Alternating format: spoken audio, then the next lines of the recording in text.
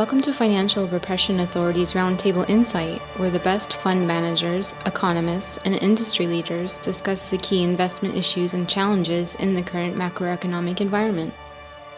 Hi, welcome to FRA's Roundtable Insight. This is Richard Bernoulli. Today we have a special discussion for you to be conducted in the Spanish language between Daniel Lacalle and Alejandro Tagliavini. Daniel is an investment manager and has been a professor of economics.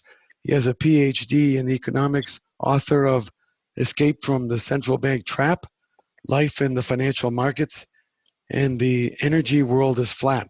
He writes frequently at the Mises Institute.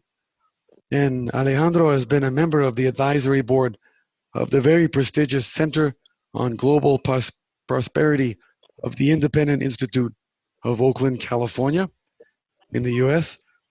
And he's received various honorary titles such as Guardian of the Treasury, granted by the governor of the state of New Mexico. And he has over 3,000 opinion columns published by more than 30 media outlets in the world. I met Alejandro recently at the Austrian Economics Conference in Vienna. It is a global gathering of followers and practitioners of the Austrian School of Economics.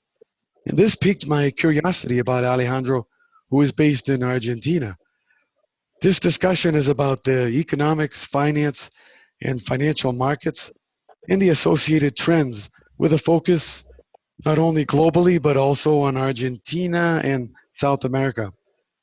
And we will have the discussion to be done in the Spanish language. Welcome, gentlemen, and I let you two begin and do the discussion. Thank you. Thank you. Thank you so much. Muchas gracias. Muchas gracias y encantado de hablar contigo y hablar sobre la situación de los mercados y sobre todo de la situación de Latinoamérica, porque la situación de Latinoamérica, la verdad es que es muy sorprendente. Sí. Está muy convulsionada estos días, ¿no?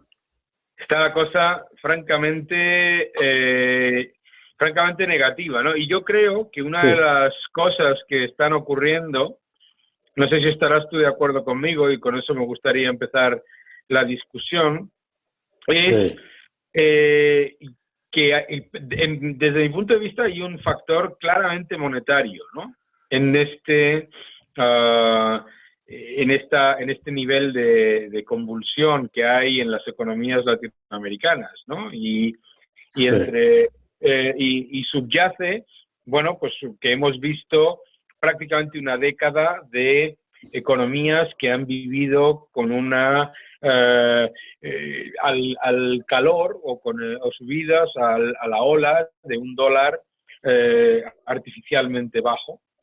Y eso ha hecho que muchas de las economías hayan acumulado unos desequilibrios francamente sorprendentes, que después, cuando esa ola de dólar bajo se traslada a una recuperación del dólar, genera bueno, pues descontento, fundamentalmente porque los gobiernos se han acostumbrado a unos ingresos fiscales en dólares y una capacidad de endeudamiento en dólares que jamás habían tenido, ¿no? Sí. Además, las tasas de interés muy bajas también, ¿no? Eso ha ayudado a que... Totalmente, exacto. A que se sintieran tentados a endeudarse. Efectivamente. Pero básicamente, sí, el problema, lo que pasa es que en realidad en Latinoamérica hay, tradicionalmente el gasto público y ha sido muy alto y el tamaño de los estados ha sido tremendamente alto. Salvo en Chile, que se ha ido achicando, pero Bolivia, que irónicamente con Evo Morales se han mantenido relativamente constantes, no se ha agrandado tanto, y Bolivia ha mantenido un nivel de endeudamiento relativamente razonable, con lo cual fue en estos últimos años uno de los países que más creció. Pero el resto de los países, por ejemplo Argentina, el nivel de endeudamiento ha crecido muchísimo, se ha prácticamente duplicado durante la era de Macri, en dólares, para colmo, y bueno, Brasil también ha crecido mucho, y en general en Latinoamérica la deuda ha crecido mucho, ¿no? La culpa es del gasto público extremadamente alto y de estados que tienen una cantidad enorme de empresas y de asistencialismo social, ¿no? Sí, El asistencialismo en Latinoamérica es lamentablemente exageradamente alto, ¿no? Y eso sí. se paga, no es gratis, ¿no? En España está un poquito mejor, ¿no? En España lo que hemos Sí, tenido ha sido la enorme suerte, yo creo, sí. de no tener moneda propia. Bueno, Hemos tenido la enorme suerte de ser parte del euro y de tener sí, una política monetaria que, de haber sido una economía independiente, con moneda independiente, claramente los gobiernos de cualquier signo se hubiesen sí, entregado a aumentar dramáticamente el gasto público sí, y a intentar financiarlo imprimiendo moneda, como sí ha claro, ocurrido claro. en otras Sí, crisis o en otras recesiones cuando España todavía no pertenecía a la zona euro. Entonces, claro. en realidad, eso que tanto critican algunos economistas como Stiglitz o Varoufakis, ha sido Sí, la salvación de un país como España, porque si no, claro. hubiéramos entrado en devaluaciones muy similares a las argentinas, Sí, sí, para intentar financiar unos déficits crecientes. sí, Y lo que hemos tenido que hacer ha sido un ajuste del gasto relativo también, porque España sigue gastando mucho, pero comparado con lo que era antes, pues se ha hecho un esfuerzo y sí. también un ejercicio de responsabilidad crediticia. Yo creo que ha sido el efecto de estar en una moneda que no permitía a los gobiernos tomar una decisión de devaluación mal llamada competitiva, ¿no? Sí, porque con la suerte de que al euro lo maneja Alemania, que son bastante más disciplinados Eso es, bueno, claro, por supuesto, claro, y con la suerte de que el euro depende más de Alemania, porque si llega a ser claro, una claro, moneda, digamos, de todos los países periféricos, hacíamos exactamente lo mismo que ha hecho el Banco Central de la Argentina o el Banco claro. Central de tantos otros países de Latinoamérica. Sí, No tanto el chileno o el boliviano, que no lo puede hacer por mandato, pero hemos visto pues cómo rápidamente muchos de los países de Latinoamérica pues intentaban suplir ese ajuste fiscal que era absolutamente necesario, que es lo que ocurre en Argentina. El gobierno de sí, Macri apostó a que por un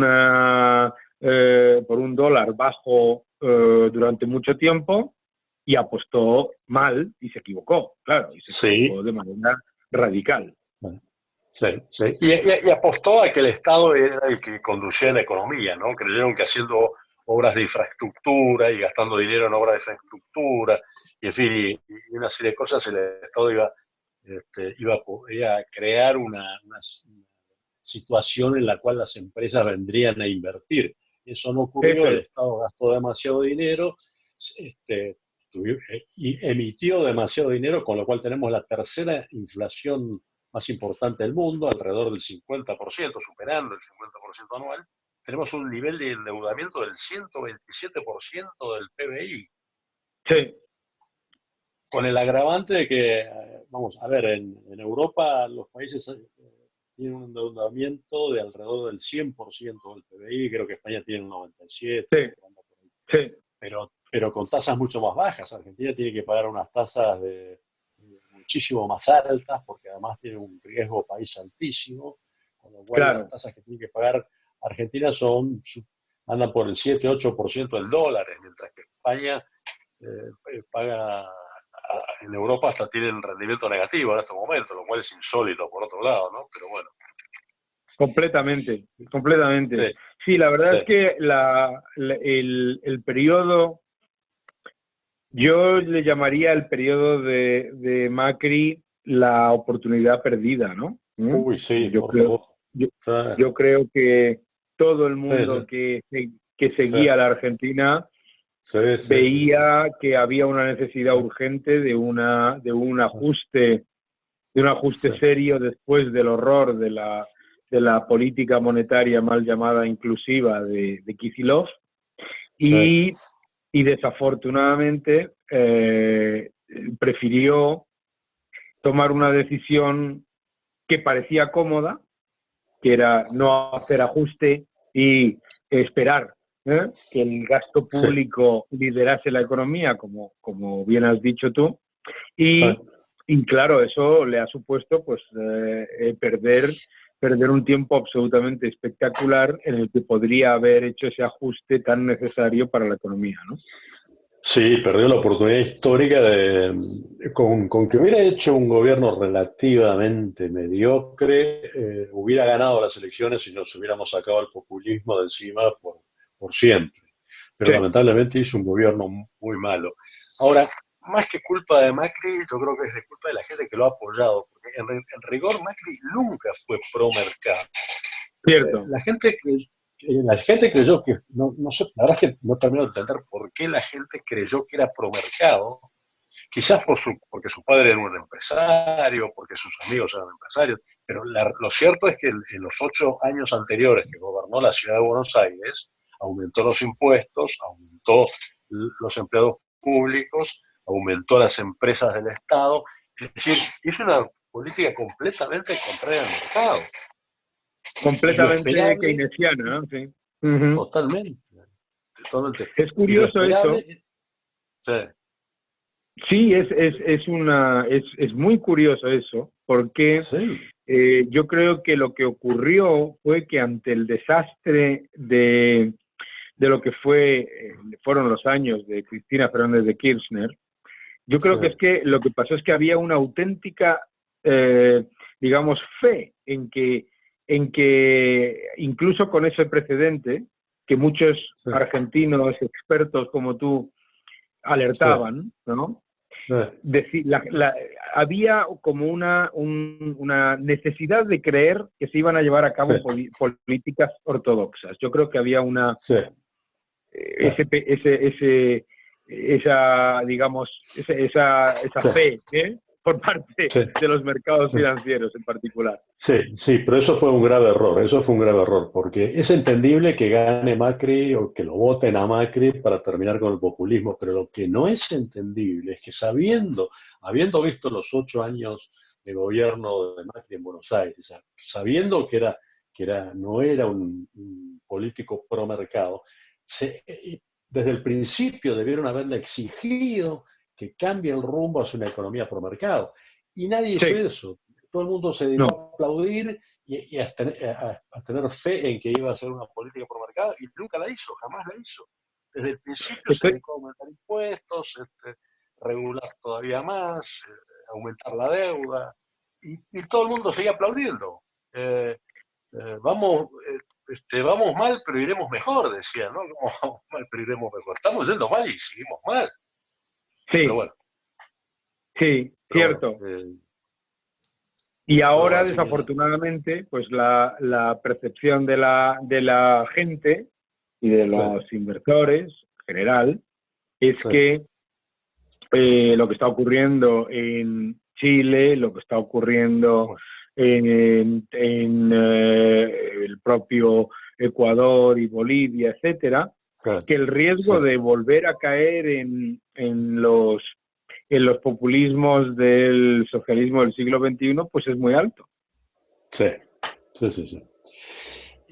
Lo que está ocurriendo en Chile es notable, porque en realidad Piñera él debió haber desregulado todavía más, debió haber achicado el gasto todavía más, hizo un poco lo que hizo Macri. En lugar de seguir desregulando y seguir achicando el tamaño del Estado, lo agrandó.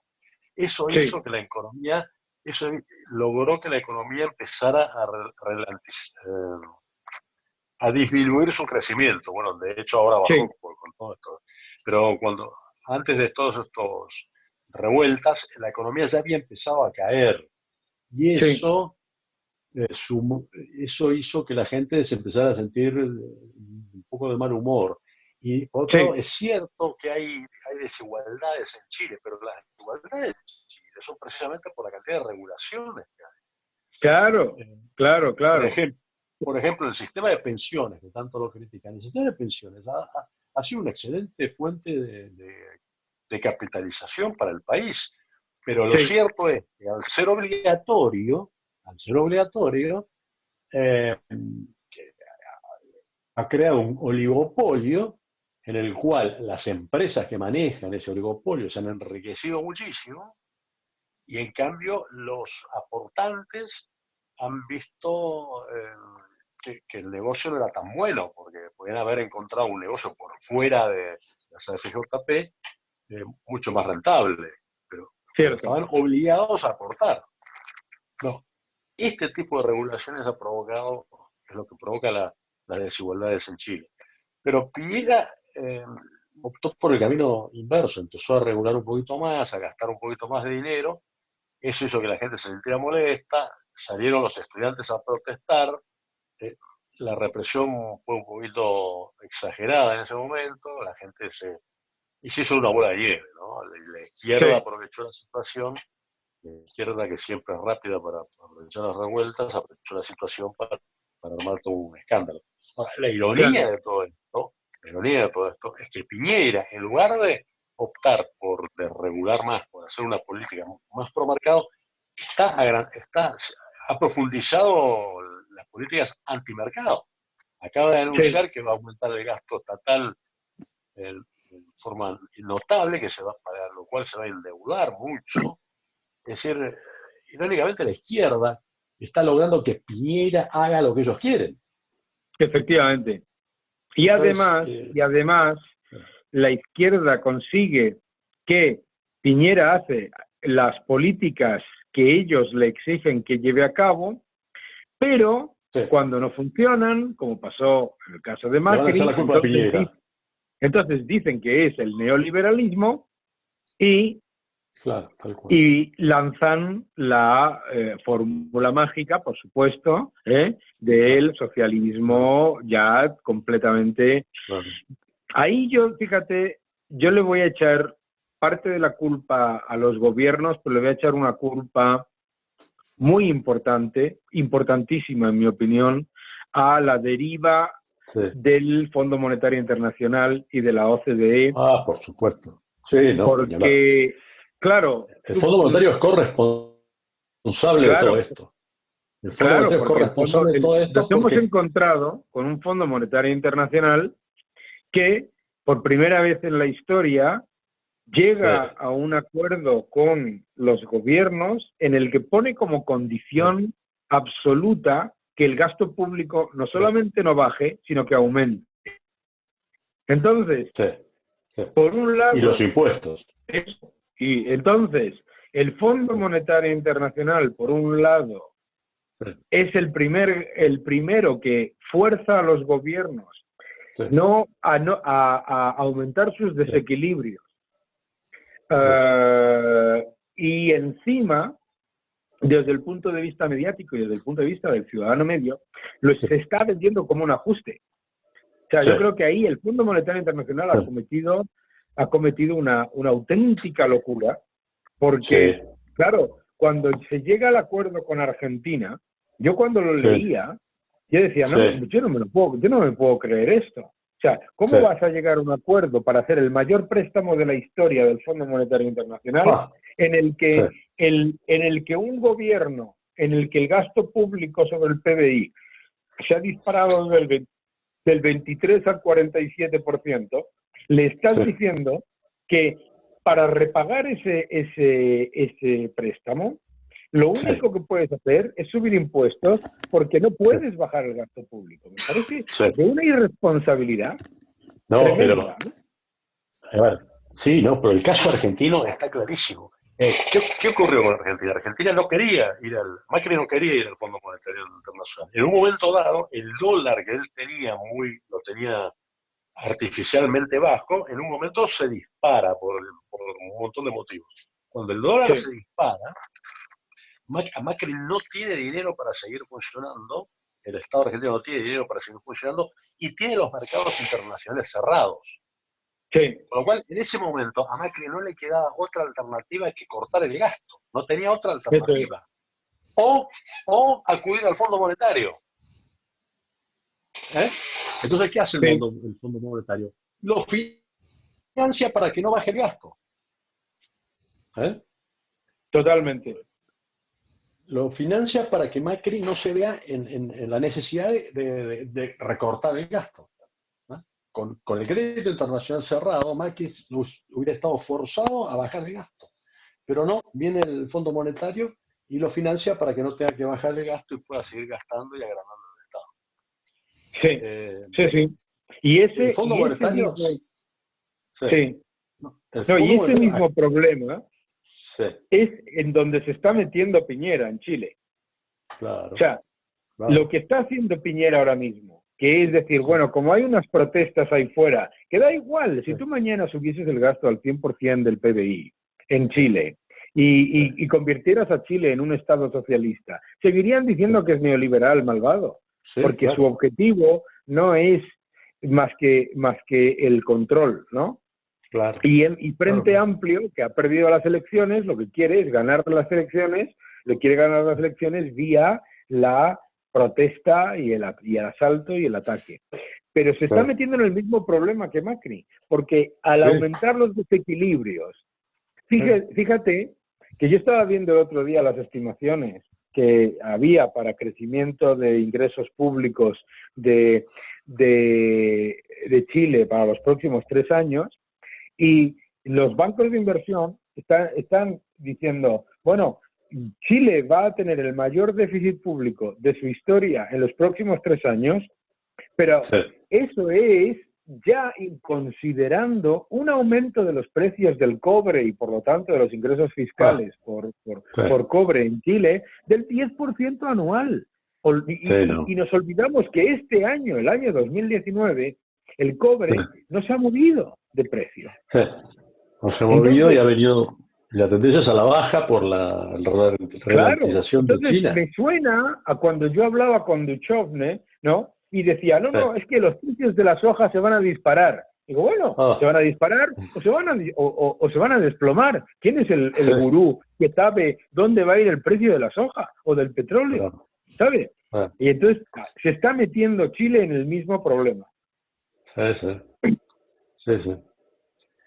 Sí, lamentablemente porque Chile era un ejemplo muy bueno en Latinoamérica y ya se está arruinando todo, ¿no? Está quedando todo en Se está nada. arruinando todo, además se está arruinando todo porque ahora mismo la diferencia con otras épocas es que antes tenías un socialismo, el de Lula, incluso el de la propia Cristina Fernández de Kirchner, eh, el de los partidos socialistas, que en cierta manera tenían alguna esperanza de que con sus políticas la economía se iba a fortalecer más de lo esperado. Es decir, en realidad sí tenían un objetivo de crecimiento, aunque luego no lo consiguieran, pero sí tenían Sí, un objetivo de crecimiento.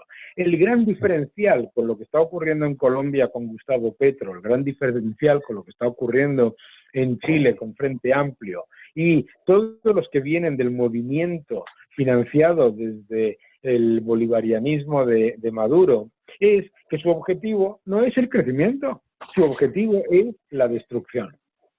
Y sí, entonces ahí sí que tenemos un problema porque el Fondo Monetario Internacional, muchos bancos de inversión y los organismos internacionales no han blanqueado un monstruo que es muy difícil de parar y sobre todo que no es tan sencillo de, digamos, acercar a posturas ortodoxas. sí, sí, y a eso en el mundo hay que sumarle la guerra de Trump con China y hay que sumarle Claro, las políticas terriblemente laxas de los bancos centrales con esto de las tasas negativas, así que la verdad es que el globo está pasando por un momento muy complicado, ¿eh? Porque Extremadamente complicado. sí, entre el avance del socialismo en América Latina y el desastre económico que podría sobrevenir en el mundo desarrollado con las tasas negativas y la guerra económica de Trump y tal, es un momento complicado, ¿eh? Sí, yo creo que Así además que, la evidencia de que los estados y los bancos centrales se han quedado sin medidas keynesianas sí, para mantener estos niveles de gasto público y de presupuestos expansivos, nos lleva a factores, digamos, de desequilibrio mucho mayores, porque el siguiente problema ya no es un problema de si se bajan las tasas y se aumenta la liquidez. Bueno, pues veremos un poco más de riesgo, pero un poquito más de crecimiento. El problema es que empiezan los retornos disminuyentes. Empezamos a sí, meternos en el claro. proceso de japonización por el cual el crecimiento económico ya no es pobre pero positivo, sino simplemente cero. Sí, sí, sí. Y eso complica todo, complica incluso, estaba leyendo el otro día que la, la deuda corporativa es récord a nivel mundial, está en Eso es. 24.3 billones de dólares. O sea, Sí. las empresas se han endeudado excesivamente y ¿qué pasa si las ganancias empresariales no son lo buenas que ellos calculan, ¿no? Claro. Lo que nos vamos a encontrar es Sí, el aumento, lo que estamos viendo, que yo creo que es un factor para mí extremadamente preocupante, es el aumento desproporcionado de las empresas zombie, de todas aquellas empresas que son que no son capaces de pagar sus gastos por deuda, sus intereses, sus gastos por intereses, con beneficios operativos. A mí me parece eso un riesgo tremendo, porque además volvemos a lo que decías tú antes, o sea, ¿qué iban a hacer? ¿Bajar otra vez los tipos de interés? Bien, baja los tipos de interés de 0 a -1, no vas a conseguir nada, el efecto ya está más que amortizado, ¿no? Sí, sí, sí, sí. No, pero es que además tampoco pueden seguir bajando es que llega un momento en que ya no van a poder seguir bajando las tasas de interés, con lo cual... Bueno, tenemos que tener mucho cuidado con eso. Te voy a decir por qué.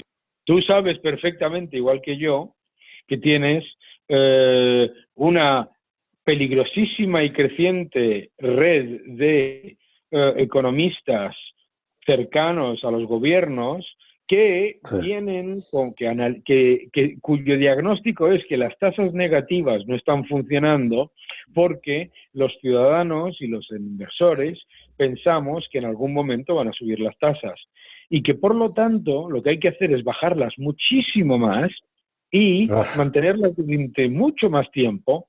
Y cito, como decía Paul Krugman decía, hasta que los inversores claudiquen, until investors give up.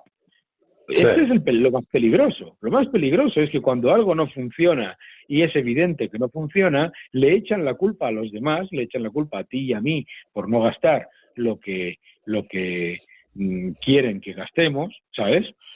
Sí. Extremadamente peligroso. Por lo tanto, yo me temo que veremos tipos de interés negativos que jamás nos hubiéramos imaginado. Bueno, pero y entonces el flujo de dinero va a ser tremendo. Claro.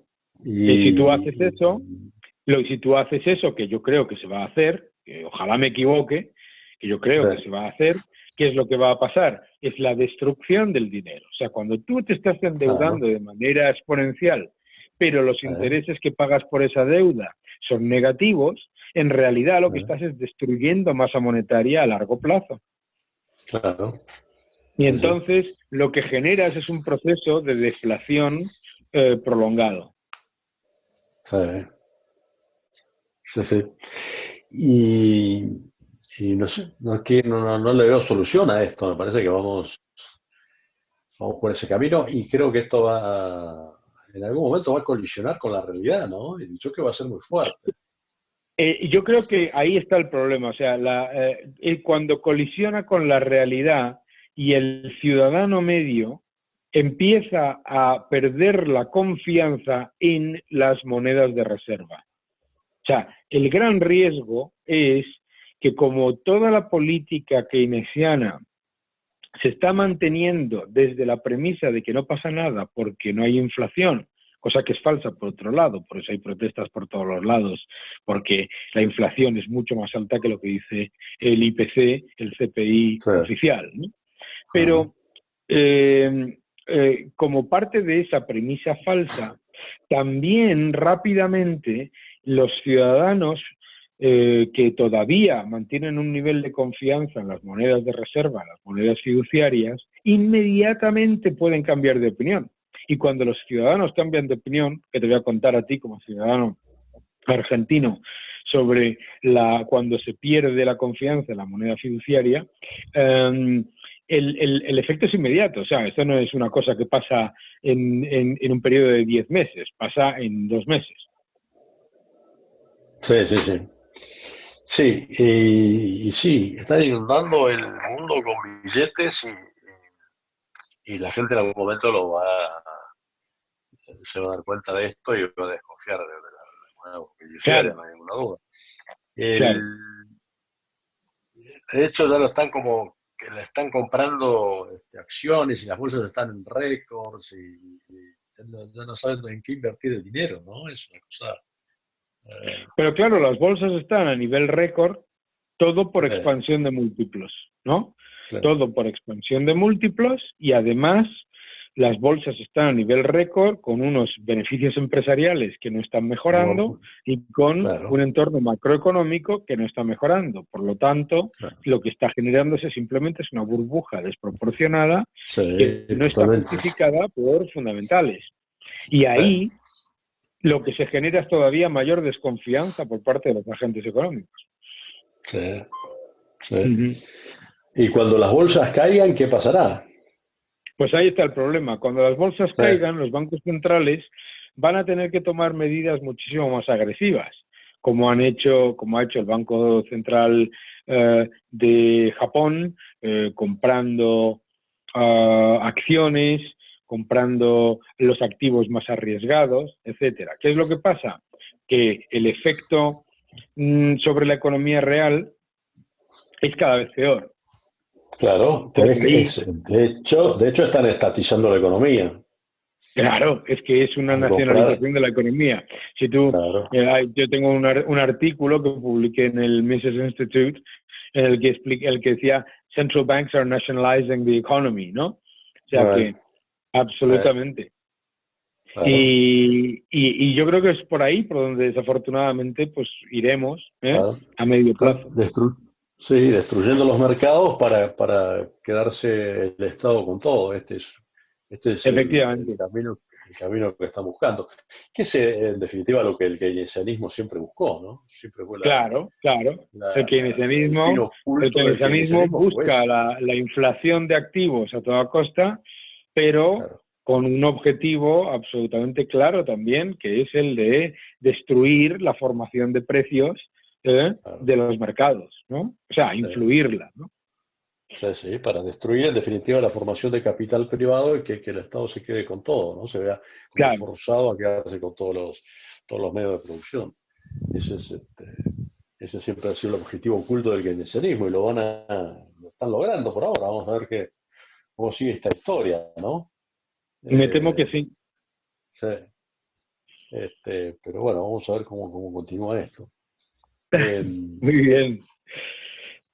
Oye, pues qué pues fantástica conversación hemos tenido, ¿eh? sí, no, Yo creo fantástico, que gracias a ti, que además he aprendido mucho contigo. yo igualmente. Oye, pues un gusto, ¿no? Yo creo que lo que tenemos que hacer es mantenernos en contacto y Claro, muchas gracias por la oportunidad de charlar Y bueno, pues sea en Twitter o en los medios de comunicación o en las redes sociales, pues ahí Sí, seguimos en contacto. claro que sí. ¿Cómo está Madrid? Entre Madrid paréntesis. está bien, Madrid está bien. Tenemos ahora la desgracia de la cumbre ideológica Uy, por esta favor. climática que nos ha tocado Y con la niña esta que organizar. anda en barco por no... Pues aquí viene, sí, yo contaba hoy en plan broma que como se entere Greta Thunberg que el 90% de lo que lleva puesto de ropa es derivados del petróleo, a la pobre le va a dar un ataque al corazón. Pero, pero el problema es que aquí ese es el siguiente gran elemento del keynesianismo, es la utilización de algo que yo creo que todos estamos de acuerdo, que es el respeto al medio ambiente y la mejora de Claro, las condiciones medioambientales, la claro, utilización del concepto de emergencia climática para destruir el proceso de formación de capital privado y para claro. convertir a los estados en creadores de ganadores y perdedores, ¿no? Sí, sí, claro. Sí. Sí, sí, esto del cambio climático tiene el mismo fin que el keynesianismo, ¿no? Que es quedarse, Claro, no, finalmente se quede con claro, todos los medios de claro, porque producción. si piénsalo desde el punto de vista no solamente económico, sino desde el punto de vista, si realmente les preocupase el cambio climático, tendrían Sí, que ser defensores del libre mercado por encima de todo, porque no claro, hay nada, ninguna fuerza más poderosa a la hora de introducir la innovación, la tecnología, que la competencia y claro, la destrucción creativa. En el momento en el que claro, se introducen los estados a decidir ganadores y perdedores, no se claro. defiende el cambio, las políticas de lucha contra el cambio climático, lo que se defiende es la creación de elefantes blancos. Elefantes Aparte, blancos y que además suelen... yo escribí un Claro, artículo hace poco en el que decía que hay que tenerle muchísima prevención y muchísimo, digamos, cautela a los gobiernos presentándose como los grandes defensores de la lucha contra el cambio climático, sí, cuando el cambio tecnológico disruptivo sí, genera unos efectos que ningún gobierno quiere. El primero es la desinflación. El claro, segundo es la pérdida de control por parte de los gobiernos del mercado energético. Y el sí, tercero es pérdida de ingresos fiscales. ¿Por sí, qué odian los gobiernos a Uber o a Amazon o a sí, cualquier tecnología disruptiva? Porque les supone esos tres efectos: menos inflación, claro, menos control gubernamental y sí. menores Ingresos, ingresos fiscales. claro, claro, claro. Entonces, por definición, ningún Sí, gobierno va a defender las políticas de que de verdad harían un cambio disruptivo y de descarbonización. claro, pero vamos a ver, además que muchas de las empresas más contaminantes del mundo son propiedades del Estado, como muchas de las petroleras, por ejemplo, ¿no? Sí, La gran ironía es que, digamos, la empresa o la actividad más intensivamente contaminante son las Fuerzas Armadas. claro, Y más allá de que sean necesarias o no, el hecho es que si vamos a implementar toda esta serie de medidas que proponen para reprimir el cambio climático, lo que necesitan es aumentar el tamaño de las Fuerzas Armadas para poder claro, controlar el cambio climático. O sea, lo que estos tíos claro. me están diciendo en definitiva es que, bueno, para controlar el cambio climático vamos a agrandar el poder y la influencia de las Fuerzas Armadas, que son precisamente las entidades más contaminantes que existen. O sea, es una terrible ironía. Eh, Efectivamente, así que, efectivamente. Pero mira, el otro día puse yo un tuit, ¿no? que mostraba que las empresas más contaminantes del mundo son todas estatales, ¿vale? Claro. Y que además las empresas más contaminantes del mundo, además de ser estatales, están todas están la inmensa mayoría en regímenes que no tienen absolutamente nada que ver con el libre mercado y absolutamente nada que ver con el capitalismo. Claro. Y, oye, pues la reacción de la gente era, pero en realidad, o sea, la reacción de alguna gente ante la evidencia es como una secta, que decide negarlo y seguir adelante, ¿no? Sí, pero a ver, la posición de Greta y de esta gente es, además de ser inmoral, porque supone forzar a empresas y a gente a hacer cosas que ellos dicen que son buenas, pero que otros dicen que no, o sea que deberían, es inmoral porque no respeta la diversidad de ideas, quieren imponer por la fuerza su idea. Además de eso, es irónico porque al imponer sus ideas lo tienen que hacer a través de fuerzas armadas que son lo más contaminante que existe. Totalmente.